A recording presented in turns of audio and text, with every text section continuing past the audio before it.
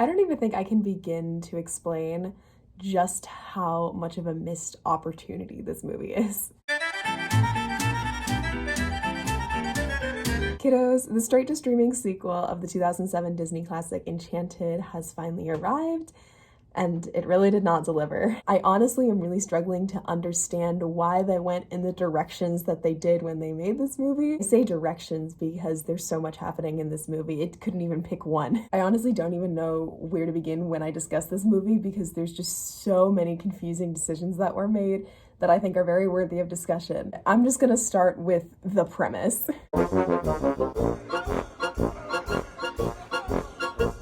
So, in the first Enchanted movie, Giselle is a maiden that lives in the woods. She sings and talks to the animals, and she basically has all of the qualifications for being a Disney princess, other than the fact that she's not a princess. But then she meets Edward, who's a prince. They look at each other for all of 2 seconds and decide that they are in love and that they're getting married. But Edward's stepmom, who is obviously the queen, is not too thrilled about this because she's worried about someone taking her power. So she throws Giselle down a wishing well, which leads her to our world. When she's in our world, Giselle meets Robert, a divorce attorney, and Morgan, his 6-year-old daughter. Morgan's mother is not in the picture, but Robert does have a girlfriend named Nancy who he's planning on proposing to. But while Giselle spends time with Robert and Morgan, who let her stay with them because she has nowhere else to go, they learn that fairy tale magic can be real and true love exists. And Giselle learns that maybe the fairy tale life that she thought she wanted wasn't really for her because it just wasn't super realistic. So yeah, Robert falls in love with Giselle. Nancy is completely okay with this. I know her. I've only known her for a few days. It has to be. So, Robert, it's okay. Ask you how you are, you just have to say that you're fine when you're not really fine, but you just can't get into it because they would never. Giselle breaks it off with Edward because she learns that love at first sight just isn't what she really wants and is probably not super realistic, unless that's what you're into, which apparently Nancy is. So it works out for everyone in the end, and everyone lives happily ever after. So I don't know about you, but I feel like the premise for an Enchanted sequel seems pretty obvious, which is that someone from the real world gets sucked into the animated fairy tale world and they have to learn lessons that way. But no, that's not what they did. Instead, the premise of Disenchanted is that Robert and Giselle are now married and they have a baby, and Morgan is now a very moody teenager. This is obviously very hard on them because, well, for one thing, having a baby is hard.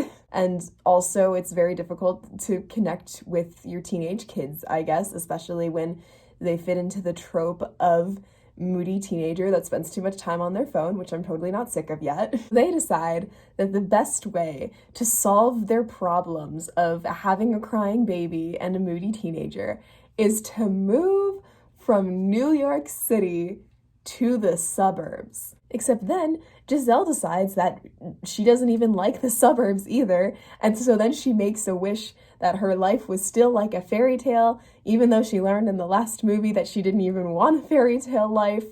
And so now the suburbs are just a fairy tale world, and this is what we're going with. So yeah, this doesn't make sense for a lot of reasons. When we are introduced to the characters, we are told that their internal conflict is driven by the fact that having a baby is super exhausting, and they find it difficult to connect with their teenage daughter. So they decide to solve this problem by moving to the suburbs.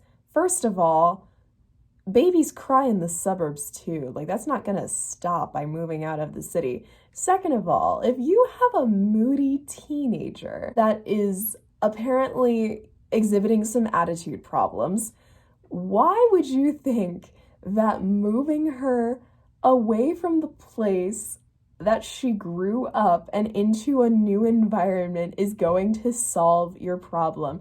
That is obviously going to give you way more problems than you already have. And it does. It obviously doesn't work because of course it doesn't. And Giselle is obviously still very bothered by all of the same problems that she had before they moved. So then Giselle makes this stupid wish that she all of a sudden wants a fairy tale life, as if she learned nothing from the last movie. And so now this is a fairy tale world. And aren't we glad that happened? And also, if we were just gonna change the setting from the suburbs to a fairy tale world, why did they even have them move anyway? If they're just gonna completely dress it up, what was the point of that? So yeah, that's the premise. It's very stupid, but don't worry, there are more stupid things that I need to go over. Let's talk about some of the inconsistencies when we compare this movie to the first Enchanted movie.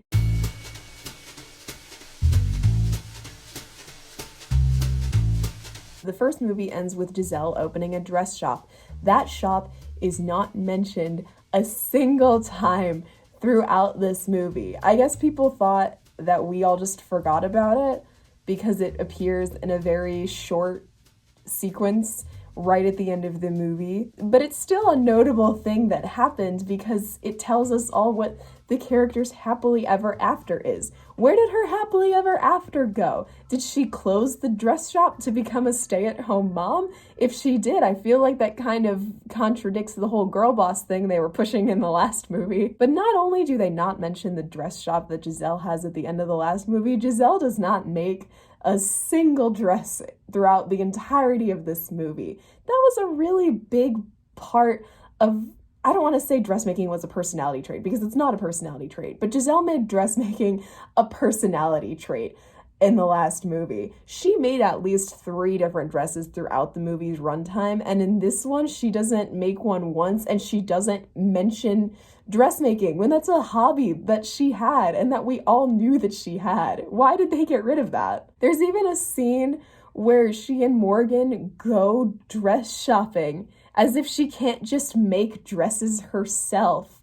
Did these people even watch the last movie? Second, there are some things about Pip in this movie that are not consistent with the things that happened in the last movie. Pip is the chipmunk animal sidekick, and in the last movie, he talks in the fairy tale world, but then when he comes to the real world, he can no longer speak. They, for some reason, forego this, and he's able to speak when he comes into the real world now, even when it's not, like, in the fairy tale world. Also, Pip is apparently the narrator of this movie now. In the last movie, Julie Andrews narrated the beginning and the end of the movie, just to give us a little bit of context. I guess Julie Andrews didn't want to come back. She probably saw the script for this movie, thought it was real dumb, so she didn't come back. So now Pip is the narrator for some reason. The whole transformation from the animated world to the real world and vice versa has just been completely abandoned for some reason. There was this really cool sequence in the first movie where Giselle is pushed down the well and she gets like attacked by like these blue pixie dot things, and then there's this really cool transition from the animated portion to the real life portion, and it like switches in between like animated special effects to real special effects. And then there's a really subtle aspect ratio change that I actually did not notice until I watched Enchanted for this video. And yeah, they just skipped all of that in this movie. And people do go from the fairy tale world to the real world and vice versa. And it is a very big main plot point at one part of it, and they just completely skipped that. Okay, guys, sure. The last inconsistency that I want to talk about is that Giselle appears to have forgotten everything that she learned in the last movie. Giselle basically acts like a version of herself at the beginning of the first Enchanted movie, as if she hasn't been living in the real world for like 10 years at this point. She breaks out into song when it was established in the last movie that that's not really a thing that she does anymore, and this was when she had only been in New York for like a few days at that point. Not only that, but she continues to sing even when Morgan tells her to stop. She doesn't understand sarcasm, like Morgan literally has to remind her what it is. She even embarrasses Morgan in a way that is just very reminiscent of like a Disney Channel sitcom mom, which in a Disney Channel sitcom, sure, I guess that's a normal thing that a stepmom would do. But this isn't supposed to be like a Disney Channel sitcom. This is supposed to take place in the real world so that we can understand the juxtaposition of the real world and the fairy tale world. But nope, nobody acts like a real person in this movie. So now we have Giselle showing up to Morgan's school, like telling her to vote for something when there's not even a campaign going on. I'm not entirely sure why it says that. I'm assuming there was like an earlier draft of the movie where there was an election that was happening and they just forgot that they scrapped the election part, so then they were just stuck with these like vote for Morgan setup pieces, and I don't know why they kept it. So believe it or not, I actually did not hate every single thing about this movie. There were some things that I liked.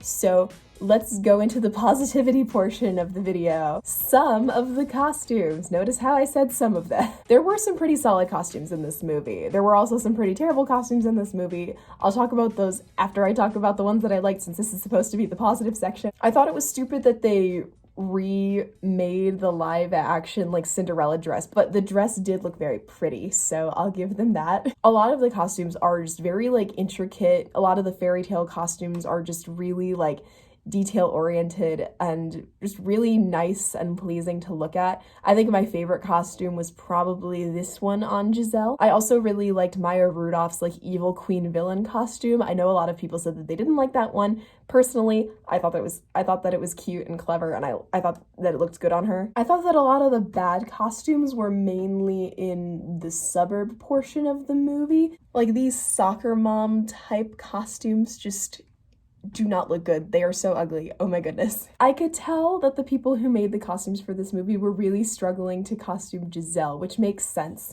because in the last movie, she was basically a completely different person. She was supposed to be like a Disney ingenue that made her own dresses out of curtains and magic. But now Giselle is a normal person. She is like pushing 40. She has a teenage daughter and a baby and a divorce lawyer for a husband. So I don't think that like the off-the-shoulder flowy things would really fit her character anymore.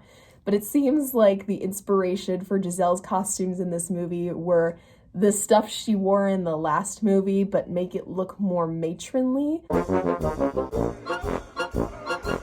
Which is understandable, but also a little misguided considering the fact that in the epilogue, she is wearing this. Guys, we already know what Giselle's new style is. You didn't have to completely create something new.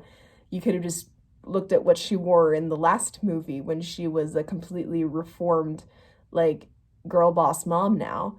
So why did you change it? So yeah, a lot of the costumes in this movie just make Giselle kind of look like a 50s housewife, and not in the flattering way. I think the most egregious example is this first costume that we see. This one. Guys, what were you thinking? The way that the cardigan that she's wearing on top is just the exact same pattern as the dress, but it looks all weird and lumpy because of the way that they like buttoned it on top of her. And God, it's so bad. The acting. I'll talk more about this later, but Giselle goes from like good to cartoonishly evil like over and over again throughout the movie. And it's a stupid creative decision, but Amy Adams pulls it off really well. She does a great job. Maya Rudolph is also a fantastic evil queen villain lady. She pulls that off really well. You can tell that she's having a lot of fun. And that was another highlight for me. James Marsden continues to prove that Edward is the best character in this franchise. This poor man gets only like 10 minutes tops of screen time, and the movie suffers because of it, but in those 10 minutes of screen time, you can just tell that this man is living his best life. He's just a joy to watch as Edward. It's my favorite part of this. I didn't really like Patrick Dempsey's acting that much, but what I did like was when he interacted with Giselle and interacted with Edward, because I thought that they bounced off of each other really well. And then finally, they recast Morgan in this movie because the girl that played her in the last movie is no longer a full-time actress. She's now like a director of theater, I think. I saw her in an episode of like What Would You Do like 5 years ago, so I had assumed that she was still acting, but apparently not. But yeah, they recast her, and I thought that the girl that they got to play her in this movie was pretty good. She was a good singer, she was a really good actress, and I liked her a lot. The set design of this movie really just made me want to like live in it and, you know, buy some flowers and sing some songs and just hang out with everyone. I mean, it would have really sucked if I did live in this universe because the movie is not very good. But the set design was absolutely gorgeous, and it just made me want to live in that world. So A+ for that. And that's it for positivity. Let's go back to complaining. Okay, let's talk about the music in this movie. The music is very unmemorable. Oh no. I can't tell you what a single song in this movie is called, what it sounds like, how it goes. Okay, actually, that's a lie. There was one song that I did really like. It is a duet between Amy Adams and Maya Rudolph. It's like a villain duet, and it's called Batter. It was like, how did it go? It was like, I am better and something better, and that's all I know, and that's the most memorable song in the whole movie. Idina Menzel also got the musical number turned pop song for the credits treatment, and I don't remember how that song goes. Let me repeat, the song that they decide to give the pop song treatment to for the credits, I don't remember how it goes. Apparently, it goes like this. Memories are magic, Morgan. Doesn't matter how unmemorable they seem. And yeah, that's basically what every single song in this movie sounds like. There's no hook, there's no catchy lyrics or a memorable melody. It's literally just words put to notes. It's like music soup, and it's awful. Alan Menken and Stephen Schwartz did the music for this, and to me, this movie just really confirms that these guys must be really sick of their jobs. I mean, they've been writing music for musicals since like the 70s or the 80s. If you don't know who they are, you should probably Google them, because chances are one or both of them wrote your favorite Disney song, or maybe not even a Disney song. It could be your favorite song from a musical. It was probably them. And it's just so disappointing because, like, we know what these guys are capable of. This is the exact same duo that was on the last Enchanted movie, and those songs were bangers. Like True Love's Kiss, iconic. Happy Working Song, super clever and catchy. That's how you know a sleigh, a smash, the most iconic movie musical number ever. You can quote me on that. I don't care. Yeah, Disenchanted has none of that. I almost wonder if, like, Alan Menken and Stephen Schwartz, like, forgot that they had to write the music for this movie. Like, they got Batter out of the way, and then they got busy, and then they were like, hey, were we supposed to do something? And they're like, yeah, like, I feel like there's something that we forgot to do. And they like go through their calendars and they're like, oh no, the music for the straight to streaming Enchanted sequel needs to be done by tomorrow. And they're like, quick, what do we do? And they're like, well, how about we just figure out exactly what's going on in the situations that we're supposed to be writing songs about, and we just write down exactly what the characters are feeling and we put it to music, and that's just what we're gonna do, and that's what happened. And I feel like I can't be the only person that thinks this way, because you look at the Spotify streaming numbers for some of these songs, it's a little bit abysmal. If we go to Amy Adams' Spotify profile, you can see that her most popular streaming numbers are available, and only one song out of like the 3 or 4 that she sings on Disenchanted are there in her most popular, and the numbers are not great. You can also look at the numbers that are presented on the other cast members' Spotify accounts as well. For Idina Menzel, it's a different story because none of the Disenchanted songs are on her most popular list, and that's because she also has songs from like Frozen and stuff, but you know, none of those are new movies. Disenchanted is a new movie, and no one is listening to her song that Disney apparently wants you to think is a hit. This playlist has 4.7 million listeners. The song from Disenchanted that I have seen with the highest streams is 400,000. So this means that 90% of Disney fans are listening to Disney music and skipping the songs from Disenchanted. That's not really what that means, but that's how I'm interpreting it. And these are just the numbers from the one song that's actually good. All right, now that I have natural lighting again, let's get back to complaining about this movie. So we were given a lot of really unnecessary lore in this movie. We learned that all magic comes from Andalasia. It is the source of magic, I guess. So I guess if you cast a spell that uses too much magic, then it will destroy Andalasia, not just the place, but also all of the people and things that come from Andalasia, even if they are not presently there, which doesn't make any sense. There's this very weird, dramatic tension in the climax of how, oh no, the magic was too powerful and they weren't able to break the spell in time. So now Giselle is going to die, even though she hasn't lived in Andalasia in like 10 years. I don't really understand why, but okay. There's also this magic wand that they say only a true daughter of Andalasia can use. So it's implied that only a woman that was born in Andalasia or one of those women's female descendants is able to use. So this wand is given to Giselle's baby, even though this girl was not born in Andalasia and her father is also not born in Andalasia, but I guess that makes her a true daughter of Andalasia. And then they established that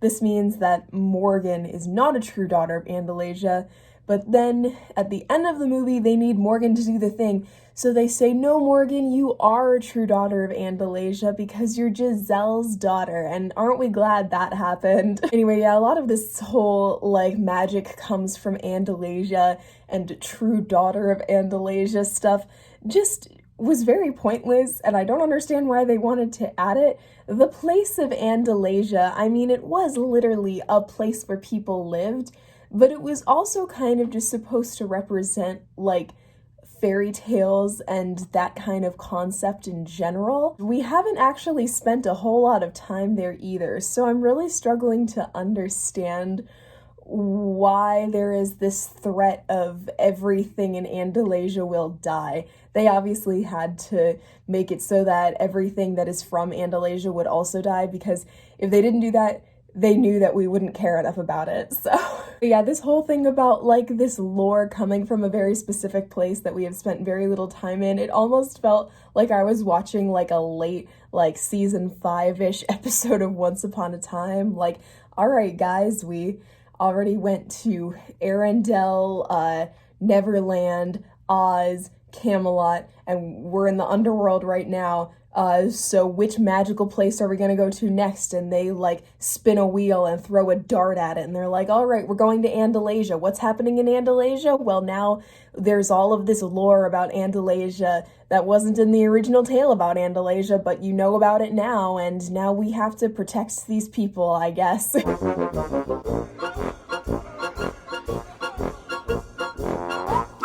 Right, most of the characters in the original movie have nothing to do with this, and the new characters are not compelling enough to replace them. Oh my gosh, poor Robert was done so dirty in this movie. This man had absolutely nothing to do. The backbone of the first Enchanted movie was the chemistry that Amy Adams and Patrick Dempsey have together, and they are barely interacting or together at all in this movie. For some reason, during like the bulk of the movie, which is like the fairy tale portion, he's off like chasing ogres. It adds nothing and it makes absolutely no sense for his character. I thought the whole point of the last movie was that he didn't need to be the hero, even though he was kind of trying to manage everything, and it's okay for him to be saved by somebody else, but nope. In this one, he's just off chasing ogres for no reason because he wants to feel special. I'm literally not making that up. He also has this really pointless subplot about how he's worried that he's going to be spending so much monotonous time on a train to work, which, first of all, if you didn't want this really long train commute to your office, then why did you move to the suburbs? This is another reason that didn't make any sense. But also, if you hate trains so much that going on a train makes you have an existential crisis, why did you even choose to live in New York? Surely you had to take the train at some point if you're from New York. But yeah, he rides the train a grand total of one time in the movie. One single time, and that is enough to give him this crazy existential crisis about how much time he's going to be spending on the train, and it causes him at the end of the movie to move the office from New York to the suburbs. It doesn't make any sense. I don't understand why they went in this direction, why they did this with this character, and what they thought the point was. It was very stupid. Nancy is also basically a completely different character. I know that she didn't really do much in the first movie, but I felt like she had an established character arc in the last one, and in this they just kind of ignore it. For one thing, she's Idina Menzel, so I guess that means that she's like contractually obligated to sing in every movie she's in, especially since in the last movie she didn't sing, and apparently people were mad about that. Guys, she didn't sing in the last movie because your character wasn't from the fairy tale world. Nancy is from this world, and she's... I don't think they ever actually say what she is. I don't remember, but she's some kind of New York girl boss. Of course she's not gonna sing. But now she has lived in Andalasia for some time, so I guess now she breaks out into song. I can kind of understand, like, growing up in the fairy tale world, moving to the real world, and no longer breaking out into song. To me, that makes sense. But growing up in this world, and then moving to the fairy tale world, and suddenly breaking out in song, I feel like that's a skill that you kind of have to grow up with to be able to do properly, and I guess the movie disagrees with me because because Nancy breaks out into song more than once, and she sings more than Edward does, and that doesn't make any sense. Anyway, speaking of Edward, Mans was not in this movie, like, at all. There was a scene where, like, Morgan goes to the fairy tale world to tell them that like a spell happened and that they're in trouble and they need their help, and that's when they find out that Andalasia's being destroyed. Oh no. So when Nancy goes with Morgan to the real world to like stop the problem and do the thing, Edward says, "You go. Someone has to stay behind to protect Andalasia." And I'm pretty sure that's movie speak for James Marsden didn't want to come back to do this movie for like more than a day, so he's just not in the movie now. But yeah, that loss was definitely severely felt. He was like the most fun part of Enchanted. He's like the backbone of that movie, and he just wasn't here. I felt like they were kind of trying to make up for that loss by like filling in with all of these new like hammy fairy tale characters, and they just couldn't replace him. I mean, I really liked Maya Rudolph in this, but I mean, it's not the same. And especially with her, like, her henchmen, they don't get the job done either. Nobody could get the job done because nobody can be Edward. And Maya Rudolph's character was also just not compelling either. Like, she did a great job in the role, but like, all we know about this lady is that she's like a soccer mom that gets turned into an evil queen, and that's it. We don't know what her motivation is.